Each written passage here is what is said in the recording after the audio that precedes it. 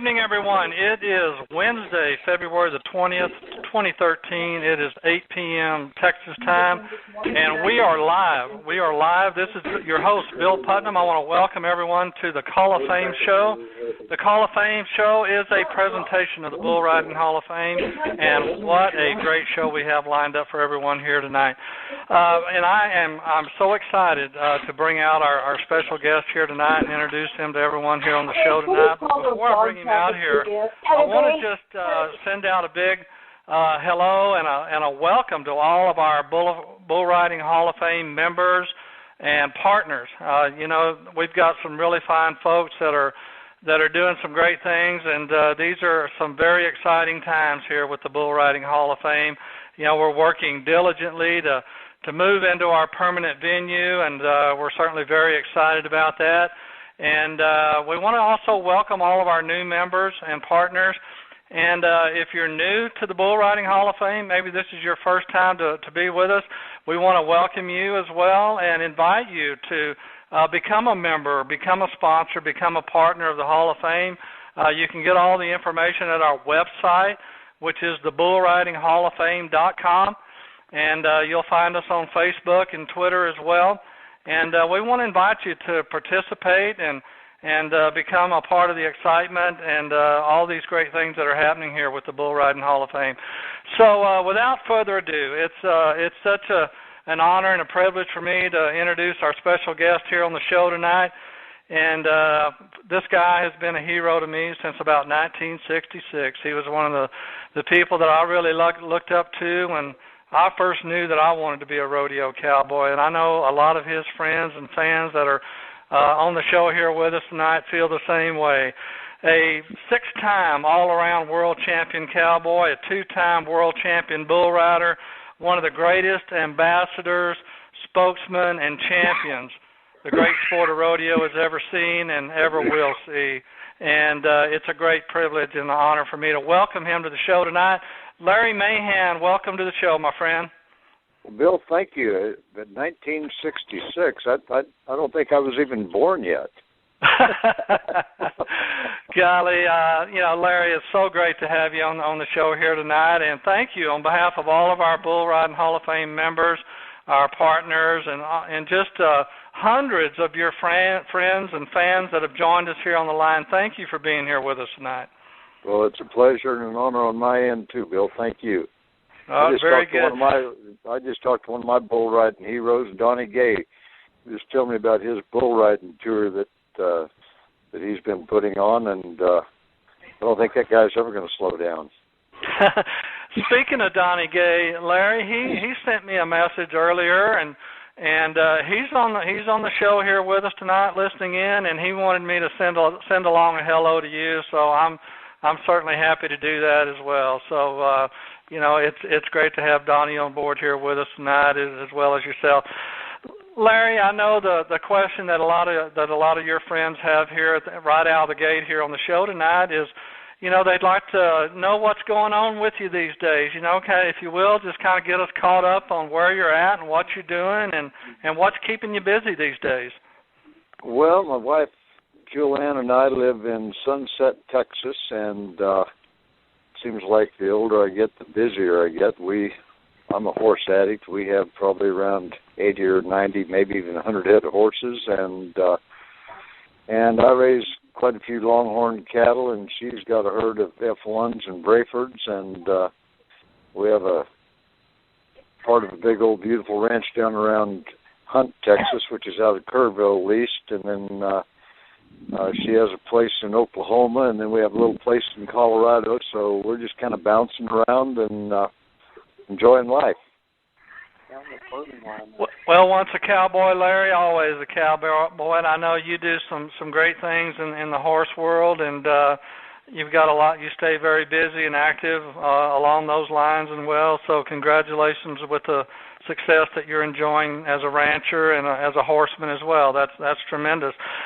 Larry, some of us have heard your story from when you were a young man growing up in Oregon. I know there's a lot of our listeners tonight that perhaps have not heard that part of your story. If you will, take us back to those early days when you were a young man growing up there in Oregon, and tell us about some of the people and some of the events that really influenced you and inspired you to take the path of a rodeo cowboy. Well, I was fortunate that my parents realized how important horses were in a young person's life, and we always had a few horses around, and my first old horse was probably the one that turned my life around, and I belonged to a little saddle club there in Salem, Oregon at the old fairgrounds, and they had a roping club. They would go every practice roping every Tuesday night, Sunday afternoon, and I was the fellow that would load the calves in the chutes, and I found myself always jumping on them back there in the back, and I don't know if those guys got tired of me doing that, or they just decided they were going to break me of doing that, or maybe just get me started off. So when the roping would be over, they would let me get on a couple of calves, and in 1957, I went to my first kids' rodeo and won the calf riding, so I was definitely hooked on the feeling from that point on. Well, Larry, you broke into professional rodeo at a very young age as well. I think you were still in your early teens. I don't think you'd even turned 15 at that point when you broke into pro rodeo. What did that look like? I know that you participated in some youth rodeos and some things like that, but how did you manage to break into the pro ranks at such a young age? Well, the big stock contractor in Oregon at that time was the Christensen Brothers Rodeo Company out of Eugene, and the first pro rodeo that I went to and got on my first bull was in Lebanon, Oregon, and I was 16. I didn't enter the bull riding, but they said I could get on one. I got on the same bull both days and bucked off in about the same spot both days, but I absolutely loved it. And then a few weeks after that, I had a RCA, it was the Rodeo Cowboys Association then, before they put the P in front of for professional, and I entered pro bull riding in Klamath Falls, Oregon. And as beginner's luck would have it again, I ended up, I remember it was a two-head bull riding, and I rode the first one, didn't place, and rode the second one, won the go-around in the average, and that was one of the most exciting things that had happened to me up to that point in my life, and I had already decided that I wanted to be a rodeo cowboy guy, and that was the beginning of it. And then it was in, I guess, 1963, I filled my permit. That was in 1960 when I won the bull riding there at Klamath Falls. In 1963, I filled my permit at El Paso, Texas, and became a pro, and that was the beginning of a pretty long trail in the pro rodeo world. Absolutely. I quit in about 1977, I guess, is when I quit riding bulls. Mm-hmm. Well, after you filled your permit, Larry, in '63, it wasn't long after that, 1965, you won your first world championship, which was the bull riding world championship. Talk a little bit about that year. And at that time, Larry, I'm sure you were working all three of the riding events during those years as well, but what was it about 1965 that really brought the bull riding to the forefront for you and really catapulted you into that world championship that year? Well, my first national finals was the year before in 1964, and I qualified for the 15th spot in the saddle bronc riding event, and that was my favorite event, and I really had sort of considered really trying to specialize in that one event, but I remember entering the bull riding at Dallas, and it was, I think that rodeo started then about the day after Christmas, and I got on one that just sailed down through the arena, but it felt good, so I went ahead and entered the rodeo, the bull riding, and the other two events, the bareback and bronc riding in Odessa, and I won second in the bull riding in Odessa. I won third at Denver. I went to San Antonio, and I think I won second there.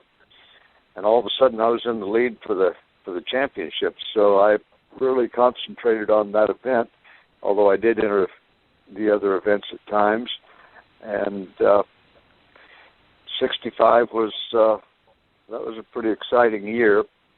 Midsummer, I got to the point that if I had a mind problem going on, if a bull turned back to the left or even wiggled his left ear, it seems like I'd fall off. And I remember in Douglas, Wyoming, Bill Linderman was running the rodeo association then. Of course, all of us young guys, he was one of our heroes, and I had talked to Bill a few times. I mean, just hi, how are you, and I was pretty shy about it. And at Douglas, Wyoming, I was in the lead, but the old Ronnie Rosen was starting to get a little closer, and I had a really good bull that turned back to the left right there, and I fell off, and Bill Linderman gave me some great advice. And he walked up to me and said, "Kid," he said, "Kid, can I give you some advice?" And I said, "Yeah." I said, I could use it. And he said, "If you want to win it, you got to quit falling off." So he just cut right through the fog and went for the throat on that one. But I remembered that and had a good fall and probably the worst finals I've ever had in my life. I think then it was 8 go-arounds at the finals. I slapped 1 and bucked off 7, and that was probably one of my most embarrassing moments in the rodeo game. But I made a good comeback, and 67 was my second year to win the bull riding. But by that time, I was loving all 3 riding events and doing quite well. In 66, like you mentioned, was my first all-around. Sure. Yeah, and then 66 began a 5-year run for you on through 1970, where you won 5 consecutive all-around championships. And, you know, Larry, here at the Bull Riding Hall of Fame, we certainly focus on the bull riding event, but, you know, this interview with you and this conversation wouldn't be complete if we didn't talk about, you know, you certainly excelled and had a whole lot of success in the bareback riding and the saddle bronc riding as well. And one of the questions that I've always wanted to ask you, and I know that a lot of our listeners tonight would be certainly very interested in hearing about this as well, but you in your bareback riding career, there were years there where you used a cross handle rigging, which my question would be for you, were you the innovator of that, or had you seen that used before? And what do you feel like were some of the benefits of using that cross handle rigging that you made famous? Well, actually, back in the 50s, there was a top old bareback rider named Ike Thomason, and if anybody has any of the old records, you'll see that Ike was in the top 15 quite often during those years. And a mentor of mine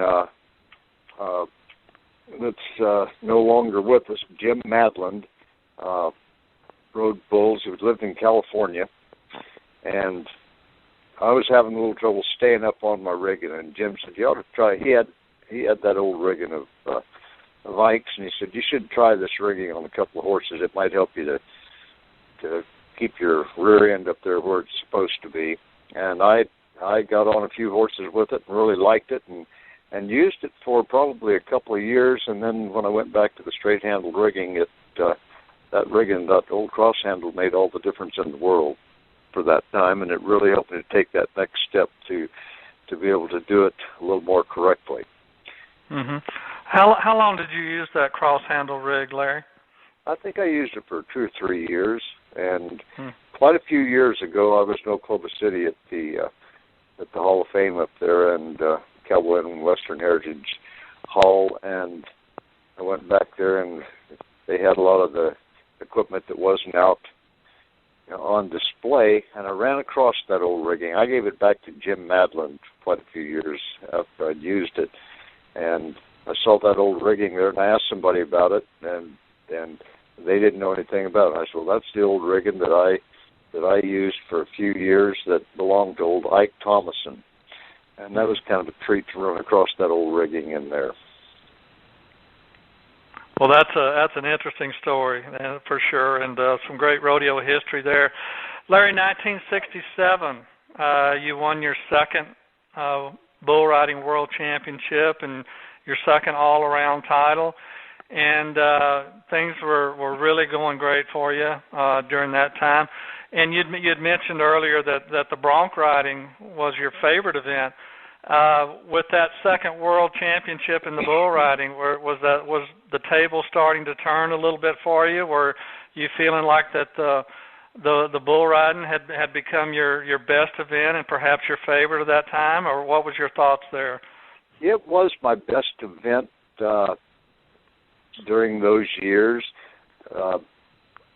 but it's like comparing apples and oranges. I mean, the bull riding and bronc riding is and the bareback riding are just three totally separate events physically, and I finally got to the point that my favorite event was the one that I happened to be winning in at the time, and I was fairly consistent in all three of them. So, but the bull riding to me was the ultimate event because of the way you have to gear up for it, because the element of danger is so great in there, and to really be good at it, you have to overcome that element of danger in your mind, and I think I just developed the attitude that injuries never happened to me, and you knew it was going to happen to somebody at the game, and hopefully nobody, but I guess I got to the point that I could really lie to myself and say, there's no way you're going to get hurt playing this game, but that wasn't necessarily true because I did have a few injuries from that event. Most of the injuries I did receive was from the bull riding. Sure. Larry, you, of course, were one of the great trendsetters and in rodeo and really took awareness of rodeo to new levels, and part of that was because of your work ethic. I mean, you traveled hard, you got to as many rodeos as you could get to, and, of course, you started flying your own airplane. What was the time frame when you first became a pilot and first started traveling to a lot of these rodeos in your own airplane? Well, in 1965, I bought a new Chevrolet half-ton pickup truck in Paris, Texas for $2,900. And I started Sean Davis, and I believe it was Paul Mayo. It might have been Jim Houston. We chartered a fellow from Spearfish, South Dakota, to haul us to some rodeos. And I'd been in a plane one time prior to that, and that was with old Mel Lambert, the old rodeo announcer from Oregon. He flew to different rodeos around the country, and we were at Angels Camp, and Mel said, how about a plane ride? And I said, I had to think about it. I said, well, yeah, I guess I'd like to try it. And scared to death. And I was nervous when we chartered the man to fly us out of Spearfish, South Dakota, Arnold Kolb. He was he had the FBO there, and he also had a bunch of old World War II planes that they would fight fires with. But he had a Bonanza, and I remember when we took off, I wanted to sit up front and see what was going on. And by the time I think the first rodeo we flew to was down in Pampa, Texas, and I really was fascinated by the fact that I could get my feet off the ground and stay up there for longer than 8 seconds. And I decided to start taking lessons from Arnold, and he said, well, I said, can we do it in this plane? He said, no, you don't take lessons in a Bonanza. It was a real hot little airplane, but he said, we can work on the cross-country stuff and so on and so forth. And then we pulled into Burwell, Nebraska one morning. We had him chartered for probably about 2 weeks. And we got there early enough that he said, hey, they have a little J3 Cub, little tail dragger here that would be the perfect plane for you to take the lesson in, where we can do some takeoffs and landings, and that's where one seat is behind the other, and you have a stick, and I took my first lesson there in Burwell, and later that fall, when I went to the Cow Palace, I stayed with my friend Jim Madland, who lives in Tulare, California, and Jim had a little Cessna 120, which was also a little tail dragger, but it was the seats were, it was one seat side by side. So I stayed with Jim during the Cow Palace. It was, I don't know, it was 150 miles or something like that to San Francisco, and I'd go back to Jim's and take lessons there in Tulare. I traded him the pickup truck for that old airplane, and that was my first plane. And then my good friend Ed Letourneau was traveling with me some, and he wanted to start taking lessons. So in '66, after I got my license, Ed wanted to know if he could go ahead and he was going to go home to California for a while. Wanted to know if he could take the plane out there. He'd already done his cross country and soloed and all of that, and I had bought a little Comanche 250 when I was in Houston during the rodeo, and I guess it was June of that year when Ed wanted to take the little plane, old 77313, and we were going to work a rodeo in Lehi, Utah. And the little 120 would go about 106 miles an hour, and the 250 would go about 170. So we left that morning. Of course, it didn't take me near as long as what I thought it would take Ed to get there. And so we got there probably around 1 o'clock and checked into a motel and get out to the rodeo grounds about 6 o'clock, and I hadn't heard from Ed. Of course, they didn't have cell phones back in that day. And the rodeo secretary, when I went to the office, she said, "Did Ed Letourneau ever get a hold of you?" And I said, "No." And about that time, he'd called in, and I said, "Doctor, he's a veterinarian, a really good horse doctor out there in California now. And he's up there in years. He's probably 77 or 78. And I said, "Doc," I said, "you wrecked it, didn't you?" He said, "Yep." He said, "A crosswind blew me off the runway in Grants, New Mexico, and turned it upside down, and so I was scared to death." He said, "Seatbelt was still on, my rigging bag was in the other seat, and I'm hanging trying to make the decision if I just should get out of there or take my rigging bag when I go, or break and run," or he said I didn't know what to do. And that was the end of old 77313. I still talk to Ed all the time. He comes down and sees me when he's in Texas, and we talk about that all the time, about the old plane and what those days were like. It was a lot of fun back then. You talk of your friend Ed Letourneau there, Larry. That guy, he had to have one of the longest bull riding careers of anybody that I've ever heard of or known of. He seems like he just rode them forever. It's amazing. Yeah, amazing. Yeah. I think he won the senior bull riding championship 3 times. The last time he won it, I think he was 60 years old. Wow. And so, yeah, he was an amazing athlete. I'll never forget one time we were in Vernon, Texas, and you hang your bull rope up and put the rosin on it, and there was a fence between the outside there, and there's some little kid. I was standing there putting rosin on my rope, and he takes his wrap around his hand there, and he runs the tail of the rope through his little finger, and this young bull rider to be said, "If you run that rope through your little finger and buck off," he says, "won't you hang up?" Ed looked at him and says, "If you buck off, you're supposed to hang up." I'll never forget that. Oh, yeah. Larry, good... along in that time, 65 and 67, when you were winning those bull riding world championships and those all-arounds as well, who were some of the tough bull riders that you were competing alongside? And talk about some of the great bulls of that time as well. Well, one of my favorite bulls was just bull number 27 that was owned by Butler Brothers, and I had him a few times. I think I had him about 3 times, bucked off of him once at the finals, but won a couple of firsts on him, won to go around at Denver on him one year, and that was quite a treat. Jim Shoulders was there, who was my hero, and pulled my rope, and ABC had sent a young guy to come out there and do a special on me because I'd won the all-around a couple of times, and his name was Peter Jennings, and I saw a copy of that here not too long ago.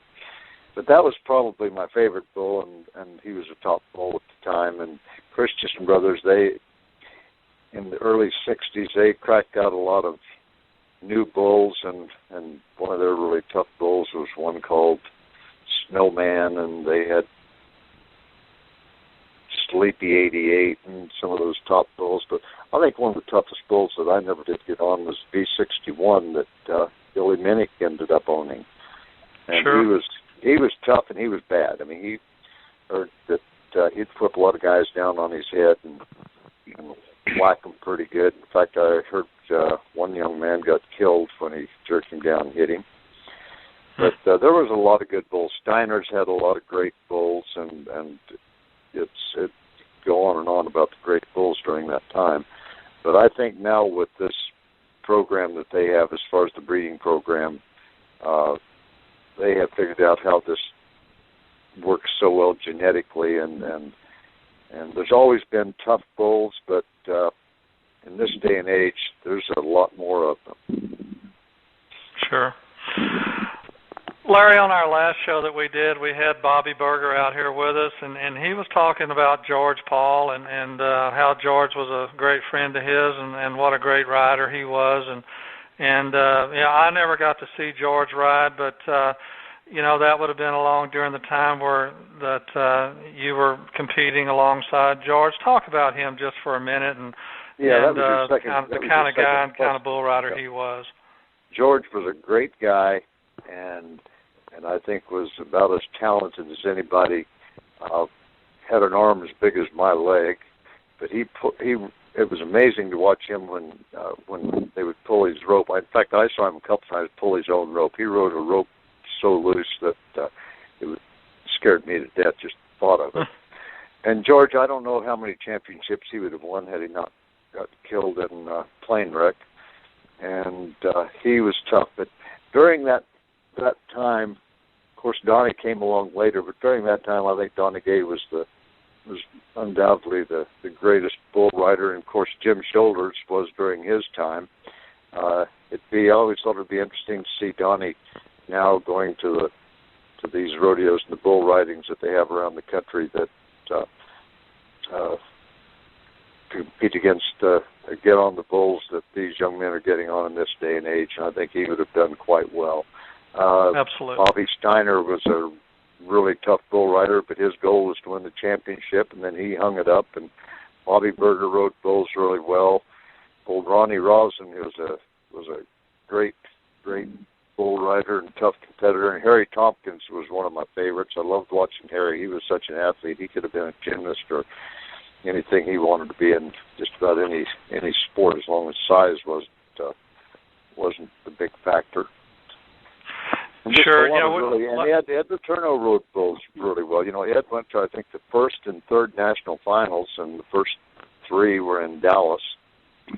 And the list goes on and on. But George Paul was in a class all by himself too, and I think Donnie was. And there was a lot of tough guys, but Donnie had such a style. I mean, he knew how to use his feet, I think, better than anybody during that time. He might be upside down. He's still trying to spur one, Right. I want to go to one of Donnie's events. He has the Don Gay's bull riding tours, and they sound really interesting. And it's really a great way for young guys that are startup guys that haven't been able to make it yet, or they go to pro rodeos and they can go to his events. And I really respect the fact that he's made something available to guys that you don't have to ride one. He was giving me all the details of it. If you ride one for 8 seconds, you're going to win the event. I mean, you have to win that. It's a twofold situation. And but if somebody gets on a rank bull and they mark that bull 44 and the guy rides him for 4 seconds, then he also has a chance to get a pretty good check. So I was reading about that, and that certainly sounds like a a great new concept for the riders, and a way to get so many of these great bulls and tested, and riders to come to the events and to be able to take some money home with them, because that's important. And it'll be interesting to see how that works out. I know Donnie's been working very hard for a long time, and he's done so much for rodeo and for bull riding, and certainly one of our great champions, that's for sure, as you mentioned. You talked about Harry Tompkins, too. Larry, Harry was out here on one of our shows also here not too long ago, and it was sure great to talk with him. He's 85 now and still living in Dublin, Texas there, and you mentioned Bobby Steiner, too. The first time you and I met was at the Steiner Ranch here, just outside of Austin. That had to have been about 1970, somewhere along in there, I think. And you were there with doing a school along with Bobby and Sandy Kirby and some of the other guys that were there at that time. And being the innovator that you were and that you are, Larry, you were one of the front runners as far as bringing personal development and positive thinking and mindset and attitude into training and teaching young riders, how to really use their minds and to have that be a great tool. And talk a little bit about that, because that is fascinating part of our sport, Larry, that certainly has brought many riders to championship levels with their mindset and their attitude. Well, I feel that the group that came along that I was involved with was the group that really took it to that level. And another great bull rider during that time was Gary LeFew, and Gary showed up on the scene, and I'll never forget this. It was in Clovis, California. Christensen Brothers had a big old bad Charolais bull that had one eye, and his name was Iceman. And a lot of guys would turn him out, and somebody didn't show up. So somebody said, "Is there anybody back behind the chutes who wants to get on this bull?" Well, I remember Gary was sitting there, and he didn't have a hat, didn't have boots on. He borrowed a pair of boots, and he got on this bull. This bull had a tendency to whip guys down and sling them around on his head. Didn't have any horns, but he was a bad rascal. So Gary gets on this bull, and everybody was watching, because they thought this was going to be the wreck of the century right here. He rode him a couple of jumps, and down he goes on his head. This bull slings him out across there, a few feet away from him, and quite a few feet. And Gary jumped up, and he says, "Whoa," he says, "that's the most exuberating thing I've ever experienced in my life." Well, shoot, I didn't even know what exuberating meant at that time. But I think it was 2 years or 3 years after that he won the bull riding championship. And Gary showed up when he started going to rodeos. He had a book that he packed with him all the time called Psycho-Cybernetics, and by a Dr. Maxwell Malch. And before long, I think everybody in the rodeo game, especially in the riding events, had a copy of that book. And that was kind of a big turning point for everybody. And sure. I think it was about 1969 or something like that. I did a little instructional book called The Fundamentals of Rodeo Riding. In fact, I dedicated it to George Paul. And I still have guys come up to me and that had gone to one of my schools and said they still have that old book, and they carried it around with them forever. And that was fun, but I tried to incorporate a lot of the mental and physical aspects that I felt was necessary if you wanted to be a winner in the game. And but that, everybody got into it at that point. And I think a big turning point for me was that coming from Oregon, there was, and there still is, the companies up there, Janssen Sportswear. They were big in swimsuits and golf sweaters and different types of sport clothing. And I got a hold of me and Roger Yost. He ran a program, their marketing program. It was called the International Sports Club. This must have been around 1969.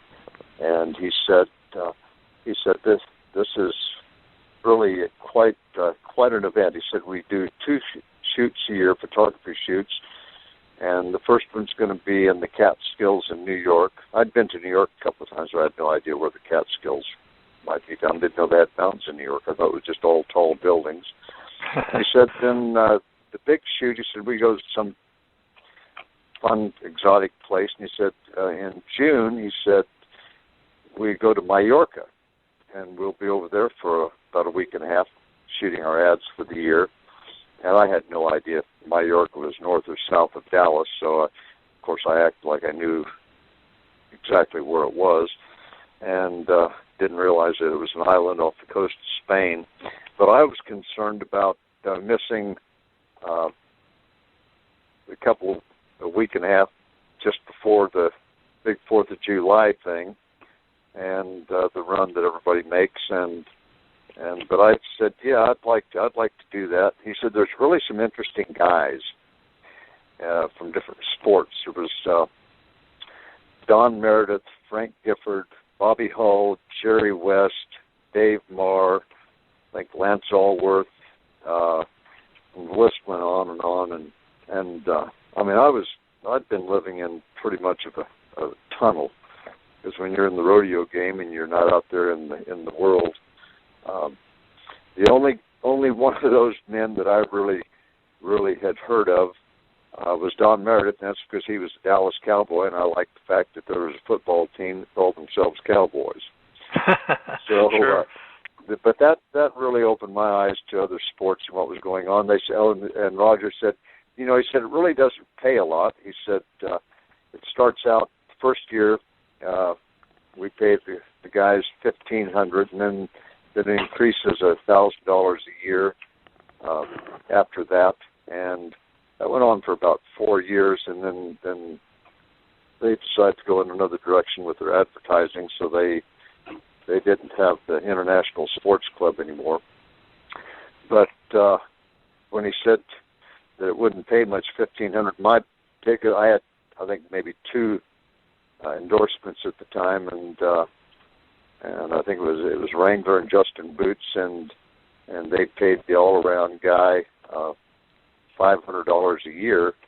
And back then, I mean, that seemed like that was a lot of money.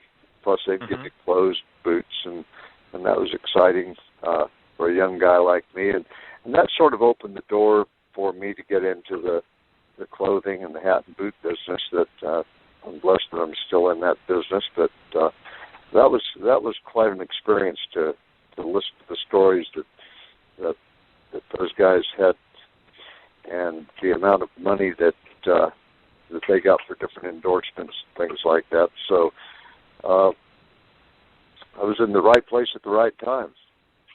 Well, that's quite a lineup of sports legends there that you talked about there, Larry. That's for sure.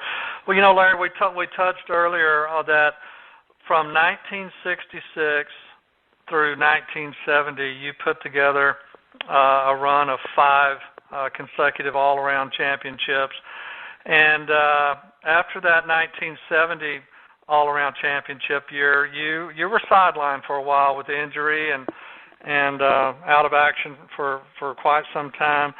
And then in 1973, you mounted a comeback for a run at a 6th all-around championship. Tell us, Larry, what really motivated you and inspired you to want to come back and win that 6th all-around title?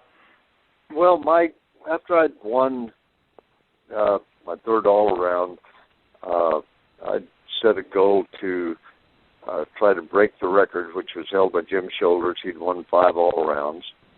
And then in 71, I was getting pretty close to Phil Lyon. I think I was about $1,000 behind Phil, and broke my leg in Ellensburg, so I was out that year. And then in 72, Cheyenne, I was about in the same position. I was 2nd behind Phil and pulled the bicep loose, and that took me out of any chance to win the all-around again that year. I did go to the finals that year, I think, in the bronc ride, and I cracked out again at Pendleton because in the bronc riding, you didn't have the stress and strain on the arm, the riding arm, that you did in the other 2 events. And then 73, of course, I was bound and determined that I wanted to win that sixth all-around, and won the sixth one in 73. And at that point, I was just starting to get involved in the apparel business, and I'm going to go, but I'm not going to go that hard. If I had a really good spring, then I might take a run at it. But I was starting to spend more time developing something for the future, and it was a good move, and that was a good choice, Sure. Larry, that 1973 year where you did win that sixth all-around title was also the basis for the great documentary movie, The Great American Cowboy, which went on to win an Academy Award and certainly at the top of the list for all rodeo fans worldwide. One of the great classics.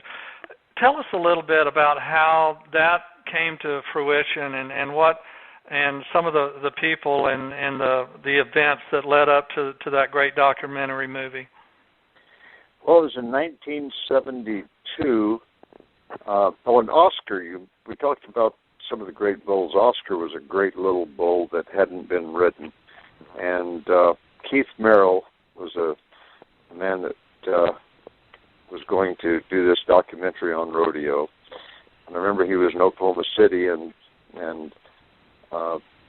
said he would like to build this documentary around the all-around championship race, which would have been between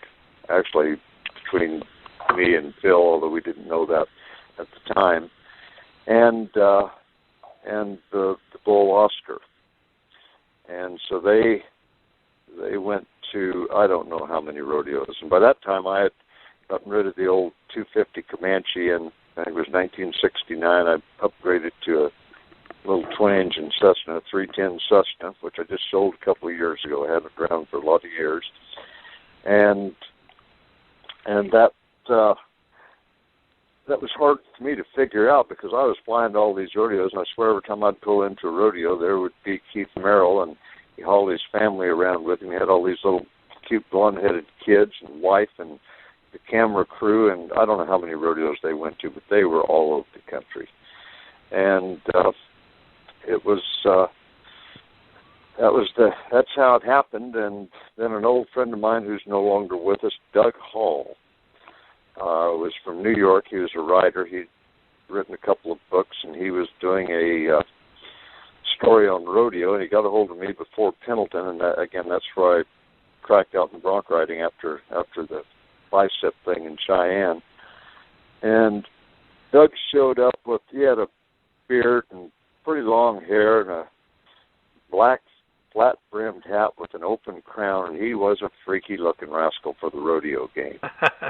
And he wanted to know, he said, when I get to Pendleton, he said, I'd like to sit down with you and do an interview. Well, I really liked the guy. You could tell he was really bright, and then he was also working on a book called Letterbuck. And he met Keith during that time, and they'd shot a lot of footage, but they really hadn't written a script for it. And they had all this footage, and they hired, in fact, Doug, we really hit it off. So I threw him in the plane with me, and he flew to a bunch of rodeos and with me, and I called him the Freak because he was such a freaky-looking guy, and people couldn't figure out what I was doing hauling this weird-looking fellow around the country with me. But he sort of helped them to build the story around the all-around race that year with all the footage that they had, and also the bull Oscar, and that's how it happened. And it was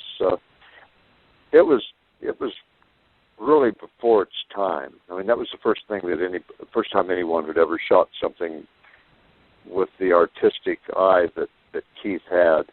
And I still see a lot of footage now on rodeo that where people had to have studied that old movie just to see the kind of shots that Keith had put together on the animals bucking and the animals when they're living the life at the ranch or behind the chutes at the rodeo. It'd be a wild bull riding scenes with guys getting hooked and mauled all over the place, and then the next scene might be the bucking horses behind the chutes just munching on hay. So it was a great movie.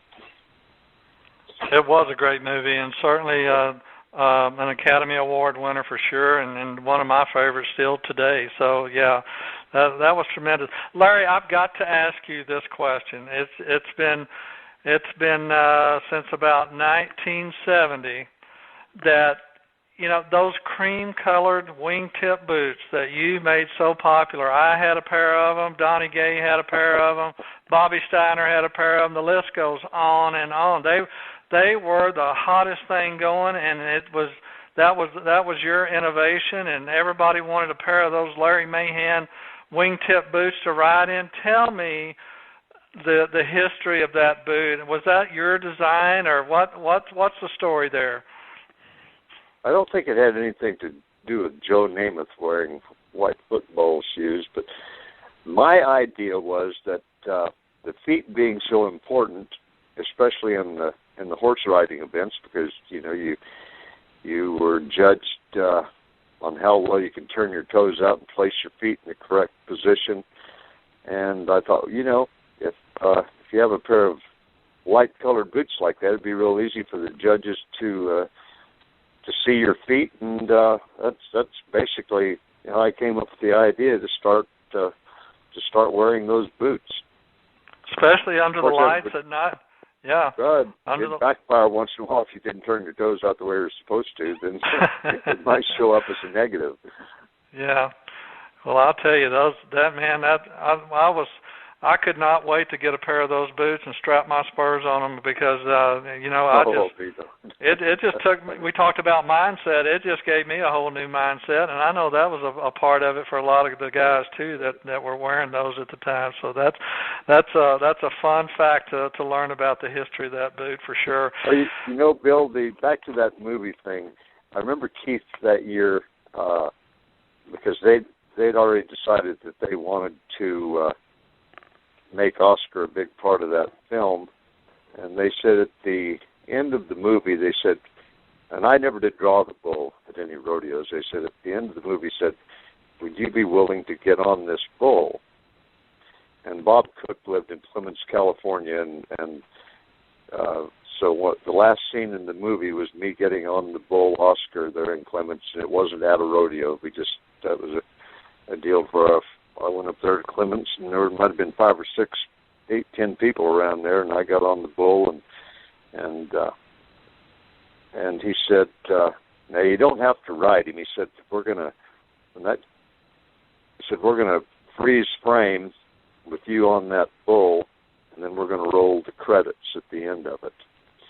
And I still have people to this day ask me if I rode Oscar. And that was a very dramatic ending for that movie. It was, for sure. Yeah, I've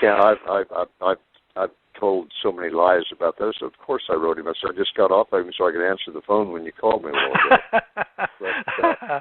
But for those that didn't see it, he was a small but really fast little, probably 3/4 Bramer bull, and he would go to the left right there in the gate. As soon as they cracked that gate, I mean, he was fast. If you tried to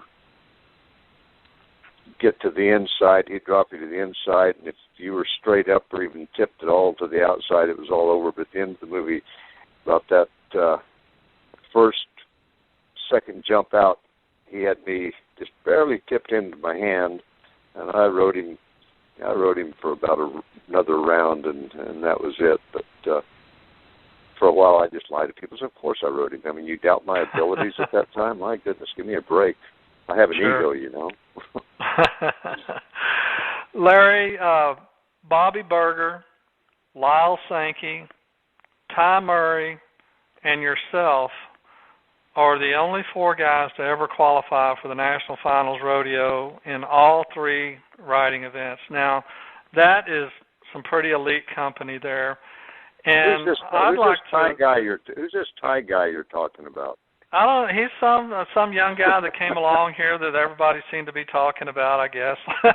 I'll tell you what. I met Ty when I was living in Colorado, and they had a Little Rich's finals there in Colorado Springs, and I went down to watch it one night. And there was this little 13-year-old kid, and I was watching him behind the chutes, and he was doing warm-up exercises and preparing for the bull riding, doing things that we hadn't even thought of during our time.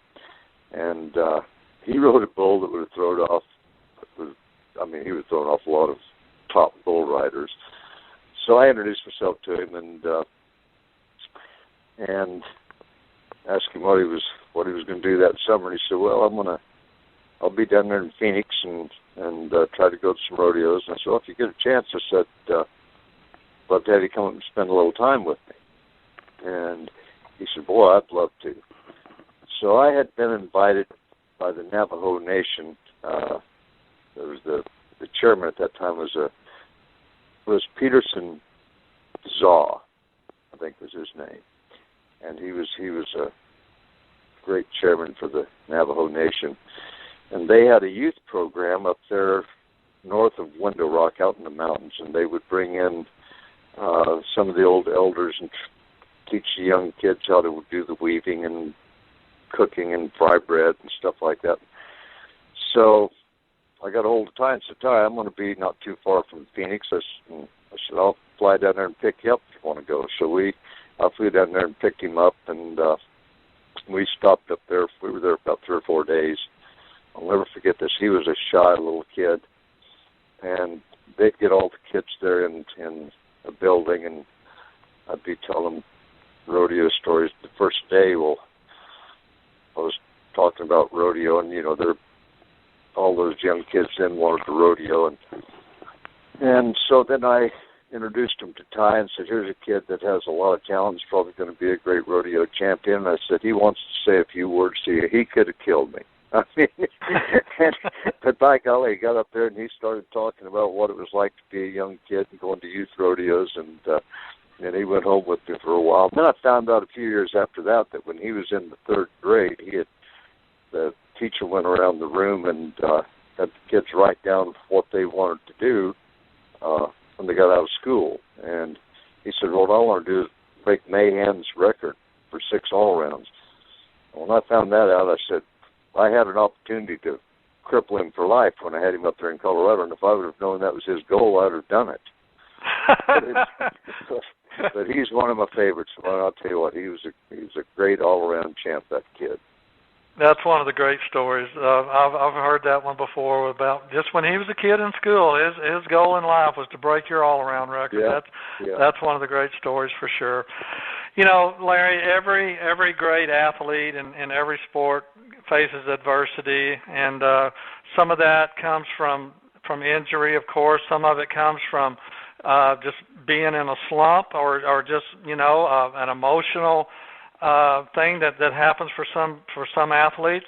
When you got to the point in your life where you would get a little down or things weren't going the way that you wanted them to go, what were some of the things that you would do to come out of that? I mean, to be better for it, to learn from it, and to come out better than you were before you got into it. Well, we've all heard that line. I mean, you learn from the mistakes. But when I really got my head into the game and realized that it was the mental aspect of it was, that was 100% of it. You had to be 100% there mentally, but you also had to be there 100% physically.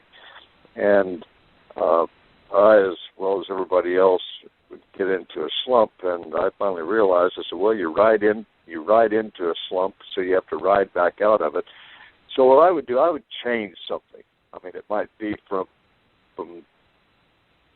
the position from when I left the chute, the bareback riding, even the bull riding. I might stay 8 inches off my rope, and when I'd nod my head, and then I'd make sure that I was moving forward when that gate came open, so everything was moving at the same time instead of trying to get in there and just clamp down on one and get too tight to where you didn't have the the motion when that bull made his first jump, or the bucking horse, bareback horse. And I know in the bronc riding, and when I'd have a little trouble spurring one out or felt like I was a little too tense and stiff, I'd leave my feet back in the cinch area and wait for that horse to turn out, and then make sure that I made that big move to get my feet in the right place, and everything seemed to click. But one thing that really worked for me, and I'm sure it did for Ty and Lyle and Bobby Berger, and was that to be up in one event, the bareback riding, always, of course, the first event back then, that would get your motor running and just made it a lot easier. I mean, you didn't have to wait another day to get on another animal. So I might have had a bad ride in the bareback riding, but you have to be able to mentally change instantly and get ready for the next event. And physically, they required different physical moves, but you still had to have the right attitude. So that helped me a lot back in the day. So I didn't have to wait around for another day and worry about it. And also realized that if your last ride was a bad one, you better learn how to get rid of that and think about the next one. So you put that out of your mind and just made sure that I didn't dwell on the problem. I'd dwell on what it was going to take to eliminate that problem. And that worked for me at that time. That's awesome. Larry, you touched earlier that 1977 was your final year in competition. Share with us, if you will, what thoughts and what led up to your decision to call it a career, and where were you at, and what did your retirement look like? Well, I heard Jim Shoulders say one time, somebody said, "When did you retire?" He said, "I didn't retire." He said, "From what I understand, when you retire, you get a check every month." He said, in rodeo, he said, you just quit.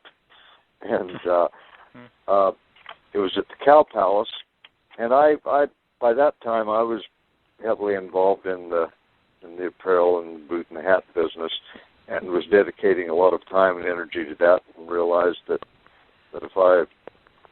if you really want to win in the game of rodeo or any sport, you really have to be totally dedicated. And I wasn't. I mean, my mind was going in other directions, because I knew that you better have something going that's going to carry you on in the future. And I was at the Cow Palace and didn't do any good in the bareback riding, and I had a bull one night. Actually, I guess this was the reason that I came up with. First rodeo that I entered the bull riding in was Klamath Falls, Oregon.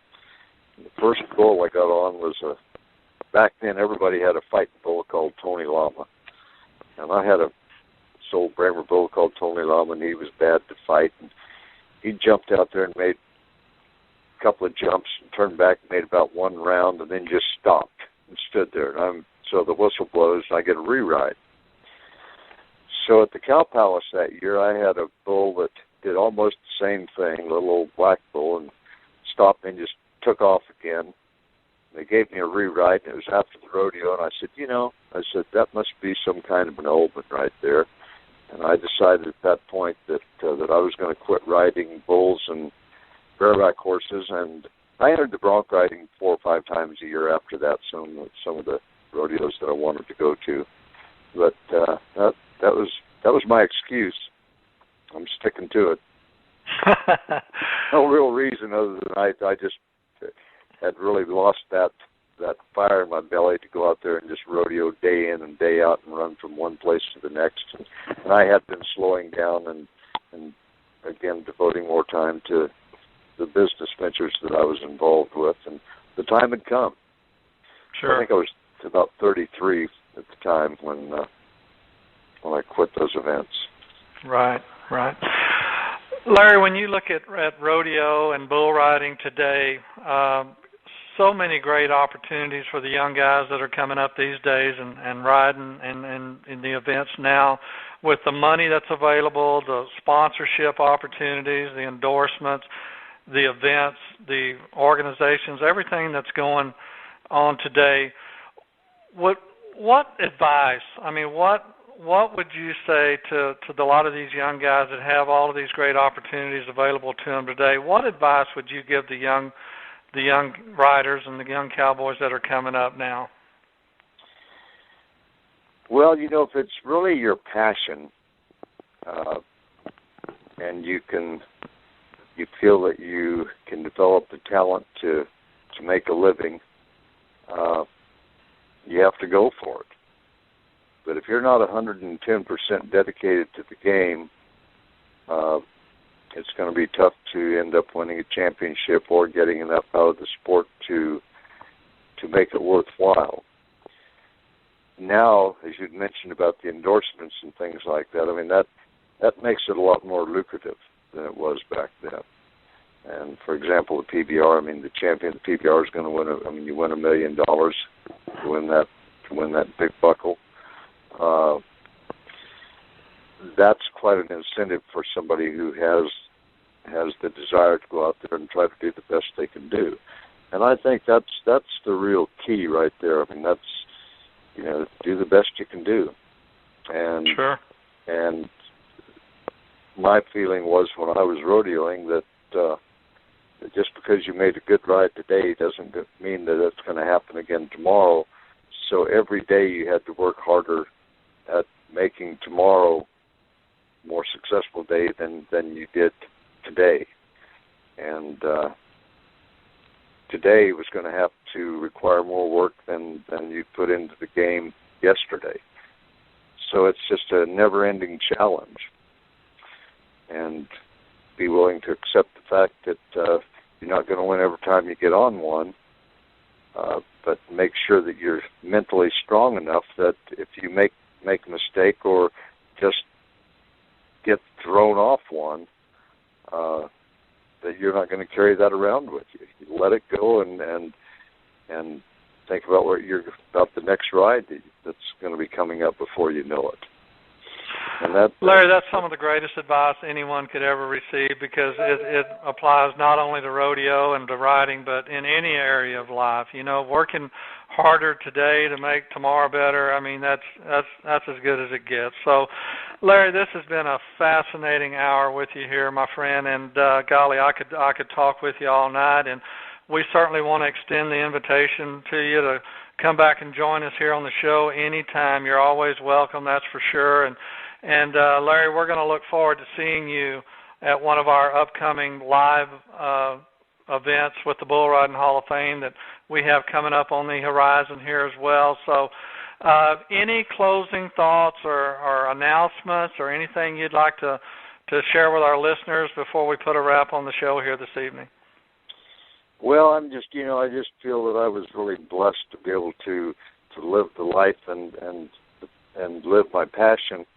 And also really blessed that during the time that I was rodeoing and started flying, I had two passions going on at the same time. I mean, I was totally addicted to flying. I absolutely loved it. And so to be able to have one passion going on and then leave that rodeo arena and go step in an airplane. I mean, that was just such an absolutely wonderful time. And one of the big things that I learned from that was that you really have to have the mental capacity to, almost like a light switch. When I left that rodeo grounds, I had to be able to flip the switch and forget about the bull riding and putting my body on the line for injury, or even more than that. And if I had a bad ride, I certainly couldn't carry that to the airplane, because now I had three other guys that were depending on me to keep them alive. So, and that's something that I was really, really adamant about. And I think it really helped me in the business world. And what other aspects of life that you just have to be able to change frequencies and be dedicated to the moment. You have to live in the moment, because this is live in the present, and that's God's gift. That's awesome. That is awesome and so true. Larry, thank you on behalf of everyone who loves rodeo and our great sport for all that you have meant. You've been a hero to so many for so long. Just one of the great gentlemen and truly a class act. And it's been a privilege to spend a little time here with you this evening. And we'll look forward to having you back on the show and seeing you again here real soon. So thank you so much. Folks, there he is, Larry Mahan. It's what a great time we've had here tonight. And on behalf of all of our members, partners here at the Bull Riding Hall of Fame, Larry Mahan, I'm your host, Bill Putnam. Thank you for joining us, everyone, tonight, and God bless.